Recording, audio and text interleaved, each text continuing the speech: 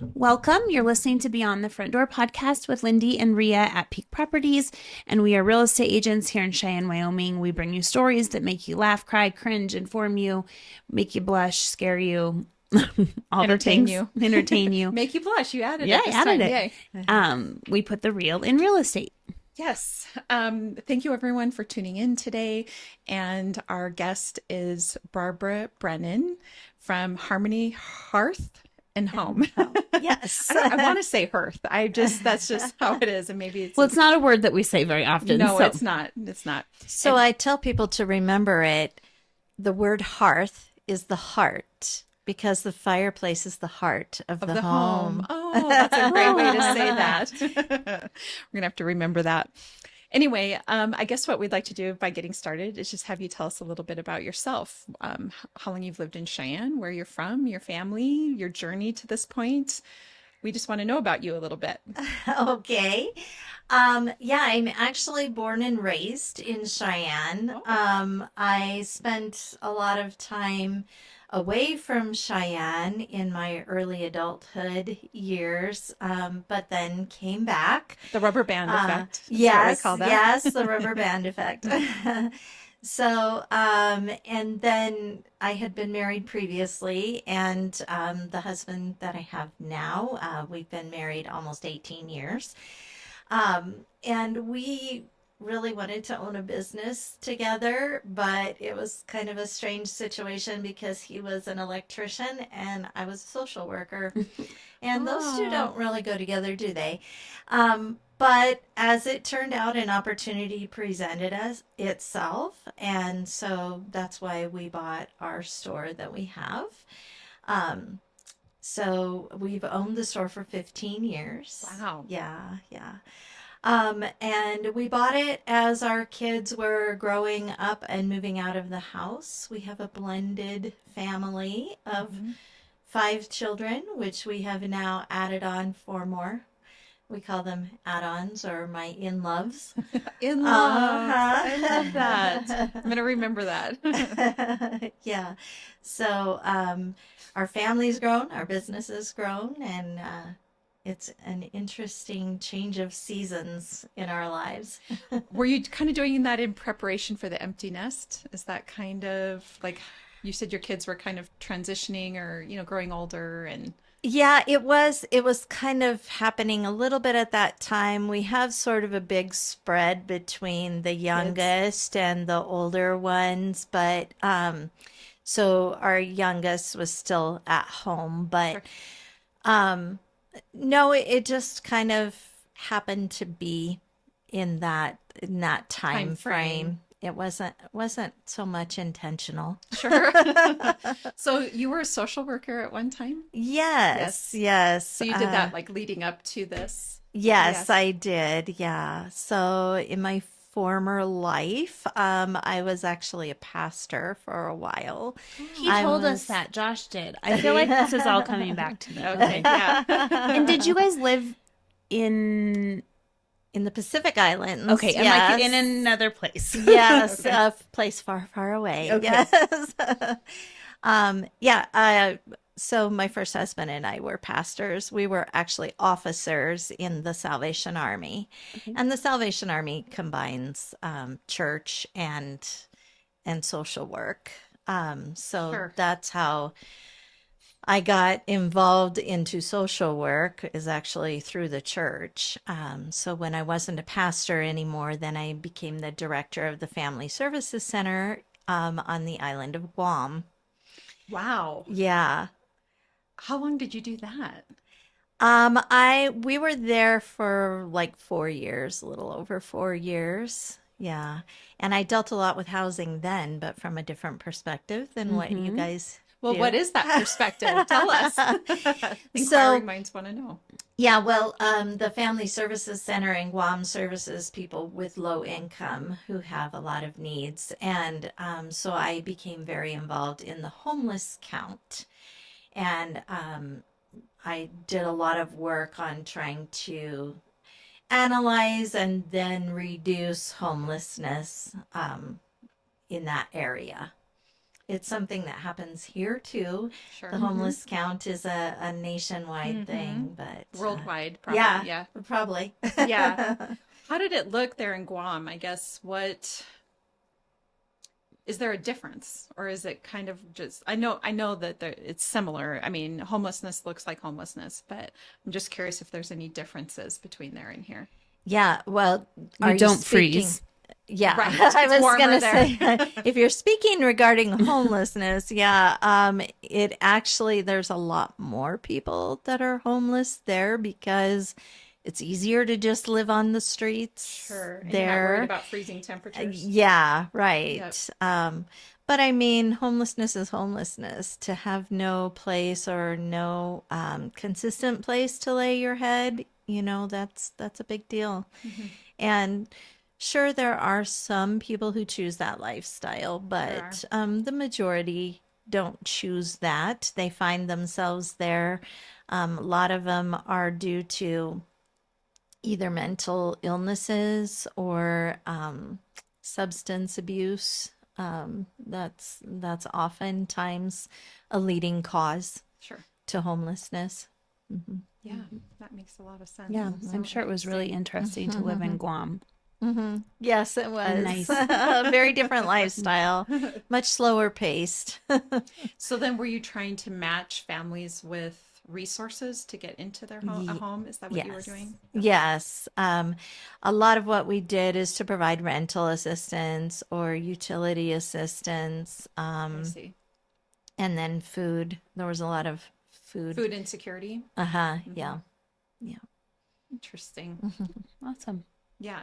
I don't mean this to come off the wrong way, but I think it's helpful to know that, like, when here in Cheyenne, right, like, we're always discussing homelessness and shelter, and you see it on social media and, people talking about it. And then, of course, we see it on the streets as we're driving around, and it's not anything like a downtown metropolitan area like Denver or anything like that. But I don't know how to say this other than there's some comfort in knowing that it's everywhere. Like, it's worldwide. And I'm not saying that I'm happy that it's worldwide, but sometimes when you get so kind of locked in on what's happening locally, that we tend to think it shouldn't be happening here. We shouldn't be dealing with homelessness here. And why? What makes us so special where it's not happening here? Because it's happening everywhere. And there are really good people out there that are trying to place people with the resources to get them into a home, whether it's an apartment or even a camper or whatever the case is, that there's people out there trying to make it happen. But I think the idea that somehow it shouldn't be happening here doesn't really make sense. Right. Yeah. It happens everywhere. It happens everywhere. Yeah. So it's just interesting. As you were talking about it, I thought, okay, it's happening everywhere. We know that it's happening everywhere. Why do we get so sort of pretentious about it that it shouldn't be happening here? And of course it's happening here because people live here. And this is kind of what we're facing. So we can do everything we can to combat it and try to get people all the help that they need, but it's still a thing. Yeah. So, Yeah. So tell us, what made you decide on Harmony Hearth and Home? Well, as I mentioned, my husband was working as an electrician, and so the company had it was previously established, and he happened to be working in the plaza where that business was, and he got involved in conversations with the business owner, who was also the plaza manager. Okay. And I don't know exactly what transpired, but somehow she threw out there, well, why don't you just buy the business? Maybe he asked too many questions. I'm not sure. He had some interest. He looked like he was interested. Yes, he looked interested, right? And I think it was just, at a season of their life where they were ready to let go of the business. So he came home and told me that. And I said, I don't know, like stoves and fireplaces, how I want something I can be passionate about. Right. And I don't know that I could ever be passionate about that. And that's really laughable right now because now we consider ourselves to be fireplace snobs. We're very passionate about fire and the benefits of having fire in your home, of course, safely, because if it's not safely, it's not a benefit. But Right. yeah, and the other thing that he told me is that I could always be warm. And so I said, hey, sold, let's do it. So interesting. I love it. Yeah. So what does that look like then if somebody walks into your store? What are they going to find? What's that going to look like? Like, what do you offer? So, when we first started the business, we were in a very small space. And we quickly realized that people were having a hard time imagining what was available to them. So, we moved to now we're down on Lincoln Way and we have a very large showroom. It's much larger than anybody expects until they first walk in. Um, and we've tried to put many, many things on display so that people can see, oh, it could look like this or it could look like that, to try to give them ideas and spark that imagination in them. We do sales, so people can buy anything new, and it can be a fireplace that is built into the wall, or it can be a freestanding stove, pellet, or gas or wood. These are heating, not cooking, although Right. you can cook on wood stoves. Um, so someone can come in and tell us what they're looking for. We don't hire what we call salespeople because we're not hardcore sales. We hire what we call a hearth guide. And that is someone who guides the customers to the right project for them, the right appliance for them. Um, we tend to take our time with things because this is a big purchase and we want people to feel sure about what they're getting and to feel comfortable with it, to know how to use it. We also do installations, so we can come out and install that. And when it comes to fireplaces, because they're built into the wall, we can even do more than just the installation of the fireplace, but we can do the stone or tile around the fireplace. We do as much or as little of that work as the customer would like us to do. But we also provide service. So if someone has a product that's not working, we can come out and fix it. That's good to know. One thing that sets us apart from others in our industry is that we don't limit what we work on. We'll work on any brand, even if it's one that we don't sell.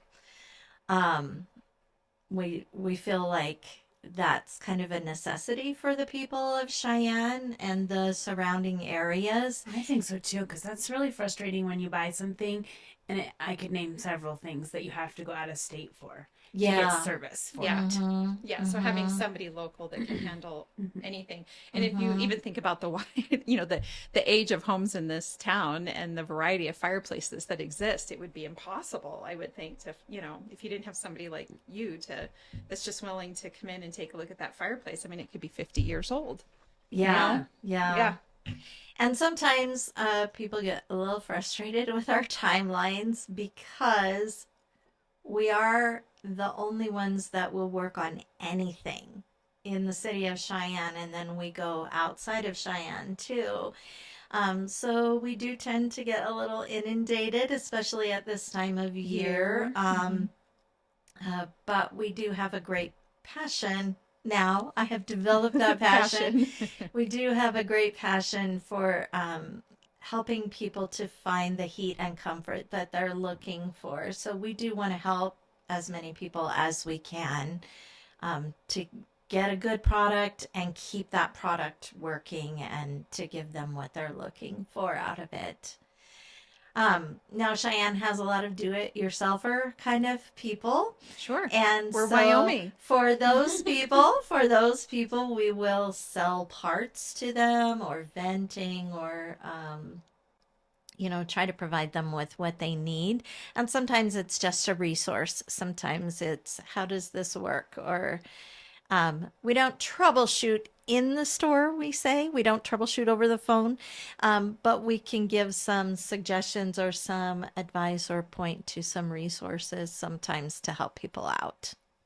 Do you do inspections as well of fireplaces? We do. Okay. So all the realtors should know that. Yeah. So I'm going to look up that text so I can see what she said has been an issue. And maybe you know what it is. But yeah, talk about your inspections and let's also tell our listeners, like, when do you get an inspection? How often do you get an inspection of Or your maintenance or cleaning. Yeah. And obviously it's probably different if you have depending on the fireplace or chimney or what you have, right? Yeah, somewhat different.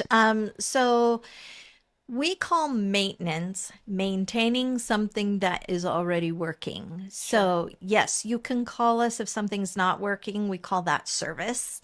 But if something's working and you just want to get it cleaned and make sure it keeps working, that's what we call maintenance. And we recommend for all products to be maintained once a year. As a part of that maintenance, we're going to do all the cleaning. So whether it's chimney sweep or with gas, you don't have to worry so much about the venting piece, but we check everything out and make sure it's still in working order. And if we can test it, we test it. So that's sort of an inspection and cleaning all in one, and that's called maintenance. But if someone, say, is selling a house and they want to make sure that it's safe, which often people do want to check on when they're either buying or selling a house, we can come and do an inspection and provide a report for that. And I know I'm certainly not being critical of any other companies out there, but sometimes the general home inspectors don't have a lot of information about fireplaces. And so they don't do as thorough an inspection as what we would do. Sure. Yeah, makes so sense. it's Or important to have have probably that. have the knowledge and that you guys Correct. have because you do Correct. it every day. Yep. Correct. Because yeah. we rely on experts. We do. And that's all we do. So Yes. we do all things fire, but we only do fire. So some of our work ties a little bit into roofing, but we're not roofers. So Right. if you need some roofing repaired, don't call us. And that does happen sometimes, the flashing The around. flashing around Yeah. The fireplace. or the chimney. chimney. The chimney, thank you. Yeah. Yeah.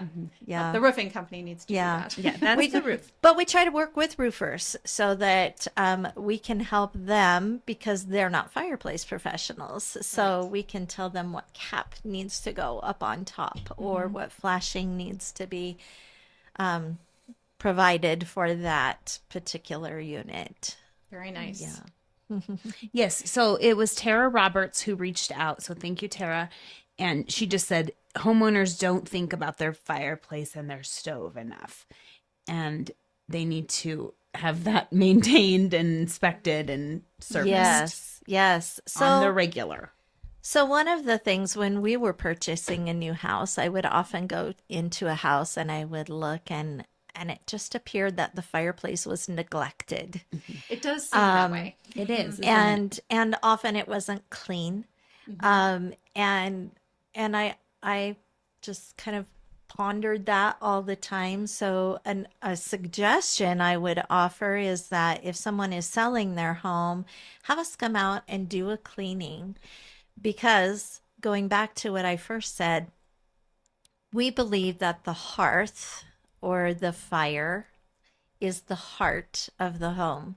If you think about it, most fireplaces are put in the living room where people spend the most time. And usually that living room is also the first place people will come when you have a guest to the home. That's the first thing they see. Is the fireplace. Yeah, Yes. is the fireplace. So it's really the heart of the home.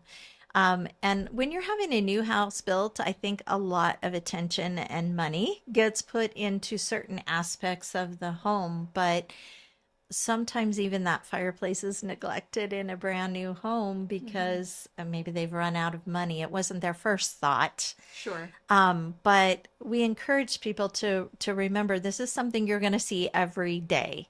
And it's something that's going to make your home feel a little cozier, a little more pleasant. The whole ambiance of the place. Yes, yes, yes. Our name, Harmony, we're music lovers. Oh, definitely. In fact, you want to bring that up with Josh. All right, Josh, we're having Will you he back sing on. to us? Oh yeah, he probably will. No, we're big music lovers in our family.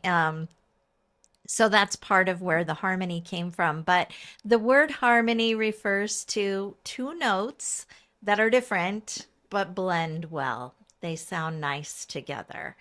And that's what we're trying to create in people's homes because fire, we never forget that fire is a very destructive element. And we are putting it in the our most precious place in someone's world, their home. But we believe that those two very seemingly incompatible things can actually go together to be something beautiful and create a wonderful atmosphere in the home. But we take that safety side of it very seriously as well. Of course.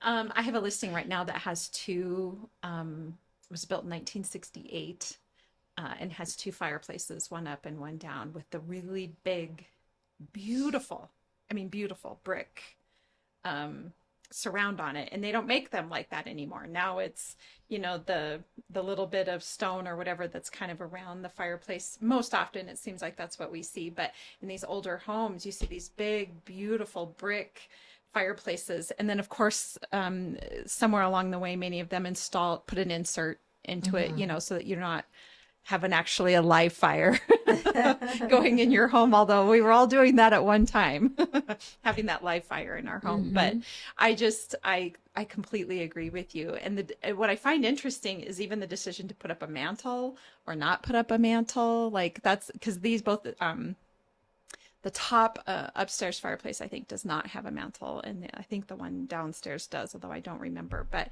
they're just beautiful. And you want to keep them there. You want to make sure that they stay a part of the home. And So that makes love me that. think. I'm thinking of houses too. And I have one right now that's very, very old.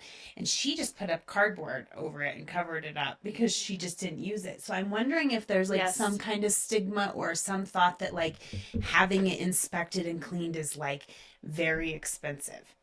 And maybe it is. Is it? I don't know. So that's what I'm thinking. Because I'm thinking she's it's dirty. And it's clearly never not been used probably by her at all. But she kind of just abandoned it. And I think maybe that's what they think. But so I think that you're making one point about that, but the same in this home on the basement, they had put a cardboard and like a pillow or something up against it because worried about a draft. Oh. Right. So how can these things be remedied? Or So- talk to us about those because we're not experts about them. So the way they used to make fireplaces with the big open brick, a big hole. and a big hole. Yep. I tell people, imagine Santa Claus. That's what a wood burning open faced fireplace is. It's a big place where you can build a good wood fire, but it's going to pull a lot of air through your house because fire needs to be fed by oxygen. So when the fire is burning, it will be sucking air in, and if you have a drafty house, you're going to actually feel that draft. You can sometimes feel it feeding the fire, going to feed the fire. But then where does the heat go? Well, some of it radiates out into the room, but most of the heat goes right up the chimney.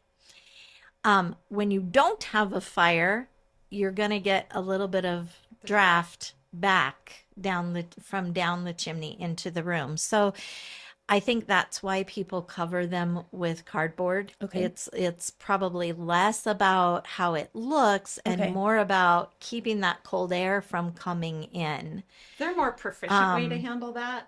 Yeah, so that's why people put inserts in. And an insert goes into that big open cavity.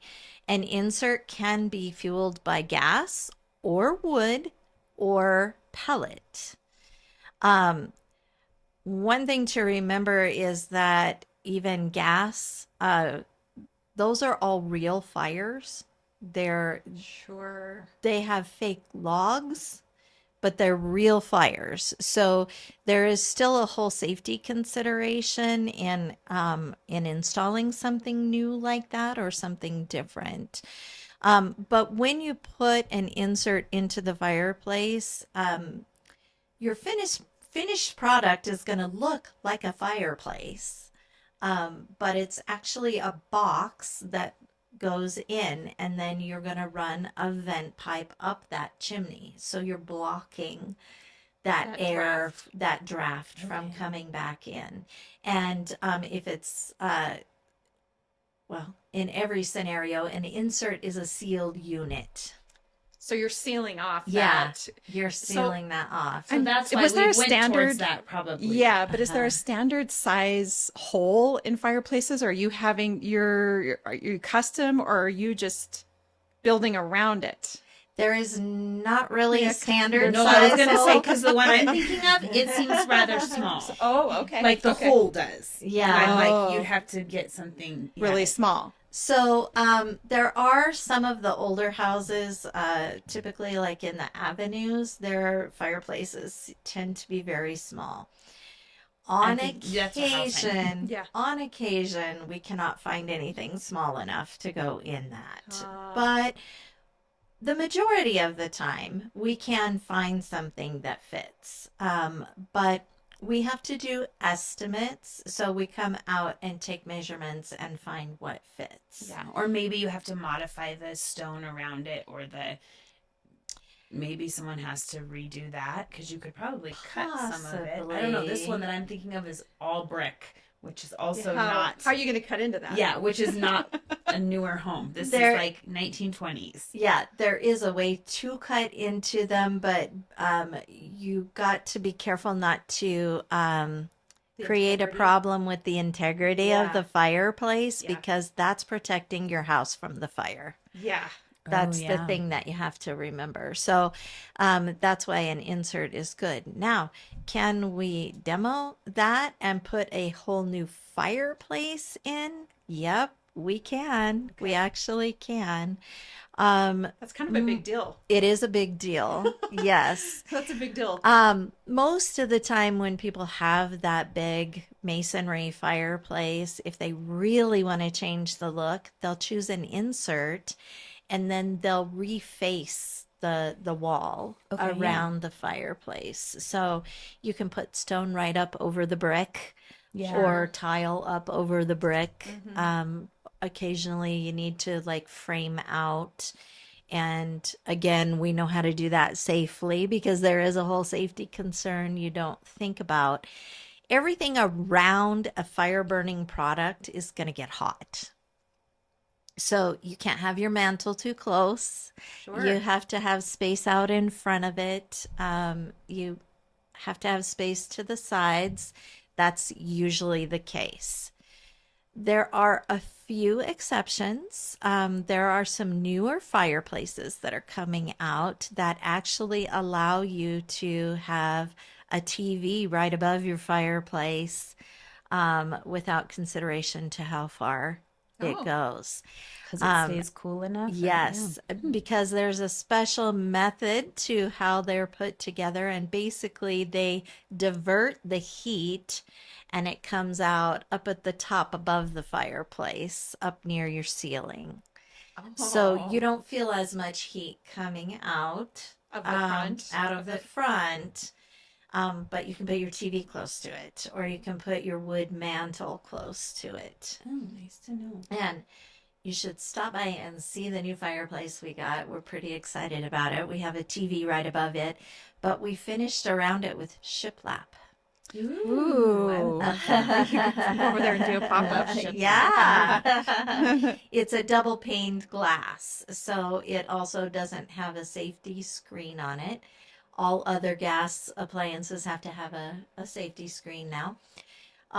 But this one has a double paned glass, and so it's not, you can touch it without getting burned. We still don't recommend people touch glass around a fireplace, but Sure. but yeah, and it's a beautiful fireplace. Yes, we will have to go see it. We and will. take a picture of it. We will. What's the weirdest call you've gotten about a fireplace? Do people call you and say there's animals in there and they need your help? Oh yes. I was just wondering. Yes, we do get those. I was thinking of reasons why I'd call you, and I'd be like, "There's something in there." Yes. What do you do? From time to time, we do get calls about birds in the fireplace. If it's a gas fireplace, unfortunately, usually before we can get out there, the bird's going to die because it's going to asphyxiate. But we will still come and take it out for you. That's nice. We have been known to try to get somebody out there, like, in a few hours and try to get the bird out, which we should probably videotape for comedic relief. But Yeah. Also, when we do cleaning, I know one time our technician came back. He's like, I'm not sure what to do. He was cleaning the fireplace and eyes looked up at him. There was a raccoon in the fireplace, in the chimney. Of course there was. Oh my gosh. So we don't handle raccoons. We did Sure. call animal control. That seems smart. Kind of feisty creatures. So Yeah. So those are the first things that come to my mind. what are some that a common little issues odd. that happen with fireplaces, like that people I can was be watching thinking out for? one that I saw, and maybe you can comment on it because I don't even know what it is. Outside your house, you have that thing on the back where your fireplace is that can get birds' nests in it, and people don't clean that out. Can Right. that cause a fire? Um, Like, is that bad? Is that it- part of the cleaning? Do you know what I'm so talking about? if that's on a gas fireplace, we call that a cap. It's like a Okay. box, right? Mhm. And yes, definitely birds' nests are something that we deal Leaves with get stuck. a Yeah. lot. Okay. Yes. Okay. And that's part of the reason that we recommend that annual maintenance be done, because we're going to go check the cap. It could potentially be a fire hazard because that will get hot if you're burning the fireplace. But more than anything, it will probably prevent the fireplace from working correctly properly. because it blocks the airflow. Sure. Yeah. But in a wood chimney, that could be a problem. And wood burning fireplaces or stoves are what you really, really need to be attentive to the cleaning of those because you don't want a chimney fire. That's a bad thing. That would, yeah, for sure. I imagine Yeah. so. Yeah. So I was thinking that's probably a common one I've seen is just selling houses. You just see that it's neglected, and birds have made it their home. yes. Yes, that's And birds true. are persistent. Yeah, get rid they- of them. if- They're if going to they- come back. If they want to build their nest there, they're doing it unless you do something to stop it. And with the gas products, a lot of what we see here in Cheyenne is millers. Ooh, yeah. Because the millers They get in there. Yeah, and I Oh. know people ask us, how can I stop that? I'm sorry to say you can't. I mean, we all wish we knew how Millers to keep like light? millers No, I out don't know. And warm? Yeah, I don't they know. do Is like that why they light go in and there? warm. Yep, that's Yeah. why they go in there. And then they die. And so not only does it look messy, but it can actually clog up the ports where the gas comes out. So it can stop your fireplace from working if you let it go long enough. Yeah. But if you get called to do like the cleaning and maintenance, then you take care of We all take that. care of all that. Okay. No more millers. No more millers. For no a raccoons. minute. For a minute. Till next Miller season. We do recommend that gas maintenance be done like closer to August when they have died off Okay. and gone away. If we do it for you in June, they'll probably Fill back up before you are turning it on for the fall. Yeah. Yeah, I could see that. That's good to know. Yeah. And then when you turn it on, are they like burning or no? Where are they in there? Sometimes Sometimes, they burn, yeah, I'd be but like, sometimes ooh. they're up against the glass. Yeah. Or sometimes they're under the burner, which people don't always know how to get to that. Yeah. Yeah. I just had the stupidest thought. Some Disney movie, you know, where they got millers as part of the, and they're like, and there's the head miller. You know what? I've got like, He's like, let's go in the fireplace. And they're like, it's a bad idea. We will die in there. And then they do it. Don't go. I think my husband was watching some scene out of Toy Story this morning, and I think my head is just, yeah, I'm in Disney mode at the moment. So anyway, well, is there anything else that you feel like the everyday homeowner should know about their stove or fireplace? Some people are really scared of their appliance, especially when they buy a new home and they've never had a fireplace before. And we really don't want people to feel like that. So, we actually have designed some classes for people.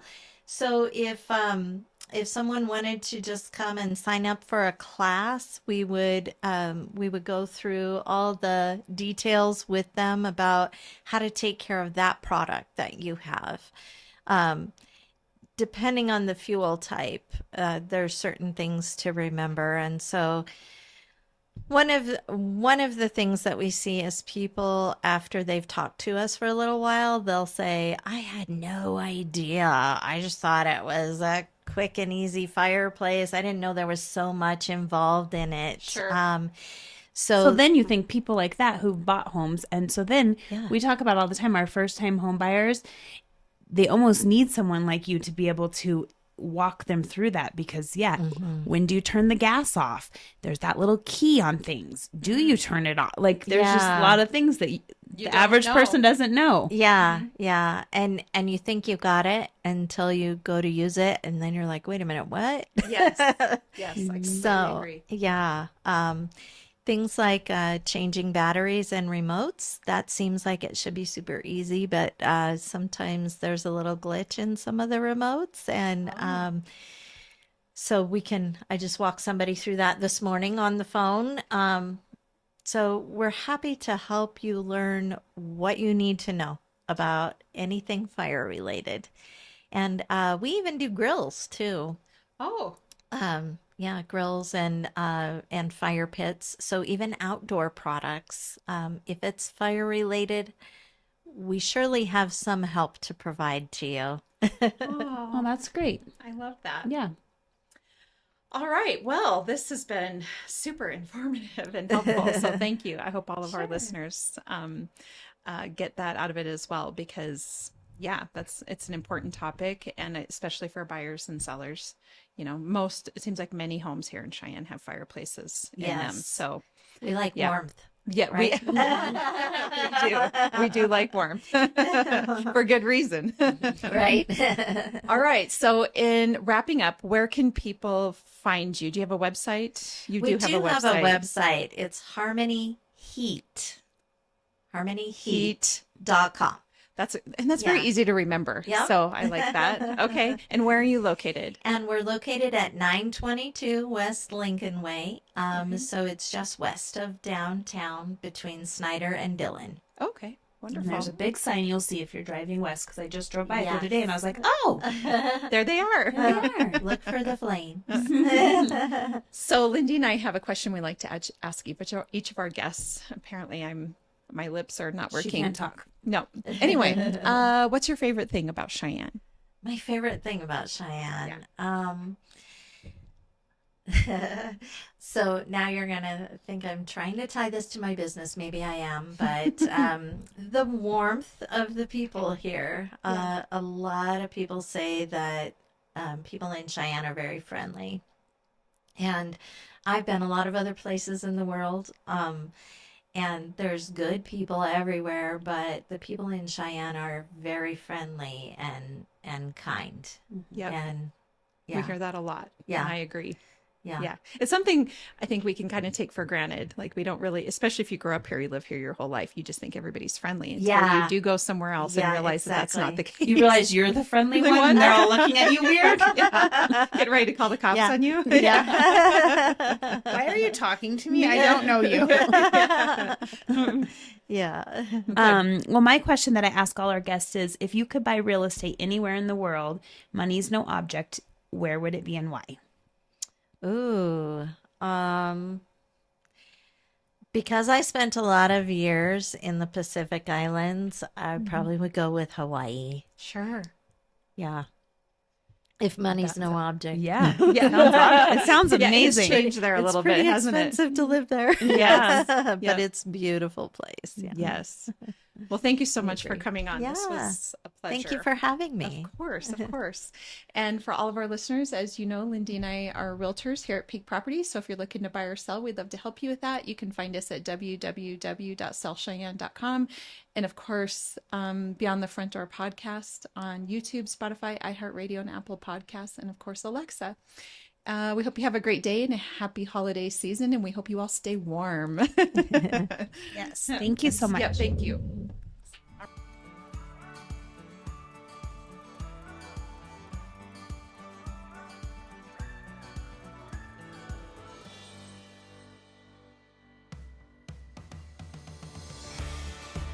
Whether you plan to buy, sell, or invest in southeastern Wyoming, turn to Peak Properties.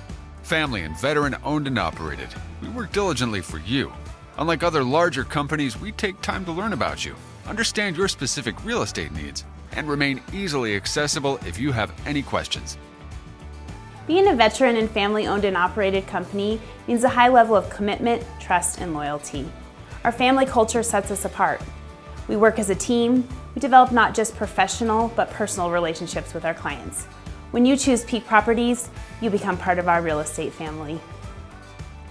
Looking to relocate to Wyoming or just move across town? Peak will be there for you every step of the way.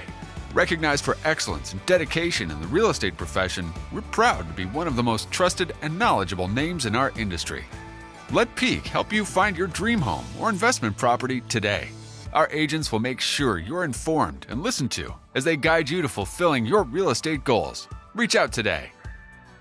We have sold and purchased several homes through Peak Properties, and each time I've been impressed. They are great about guiding us in the right direction and always being in our corner. Peak Properties. Let our family show you the way home.